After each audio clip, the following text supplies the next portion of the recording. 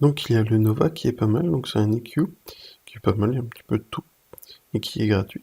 Et il y a le Opsia qui a la partie donc gratuite, donc Try It Free, et qui est un synthétiseur, et qui est très très bien, qui a des bonnes sonorités. Donc il y a le saturation et distorsion de IVGI, donc de cloneclade.com, qui permet de faire de la saturation et de la distorsion qui est pas mal.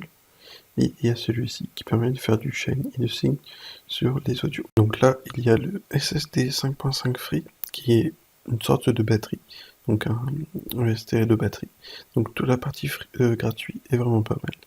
Et il y a le Slice EQ qui est un EQ donc pour enlever par exemple les basses ou les hautes fréquences et qui est vraiment pas mal. Donc il y a le Tunefish V4 qui est un synthétiseur et qui est vraiment pas mal, permet d'avoir des bonnes sonorités.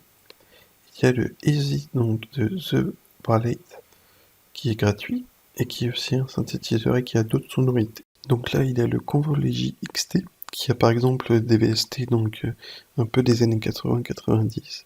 Il y a des échos, il y a du Spring Bonnie, il y a des vintage, des amplifications vintage. Donc c'est un peu tout ce qui est vintage. Et ensuite le 10e c'est plus pour les guitares. Donc c'est un guitare amplificateur. Donc tu as un EQ et après on peut modifier donc au niveau de l'EQ, des amplificateurs et des stéréo rives. Donc il y a le Ample Bass P Lite 2 qui permet de jouer de la guitare en fait avec ce VST là, qui est vraiment pas mal. Et il y a le Vocal Doubler donc de Isotope qui permet donc de changer par exemple une voix en aigu, en grave, etc. Donc c'est plus pour la voix. Donc nous avons le code Red Free de Charterclose Audio donc, qui permet de faire du direct, des EQ curves. Vous pouvez le tester, il est vraiment pas mal.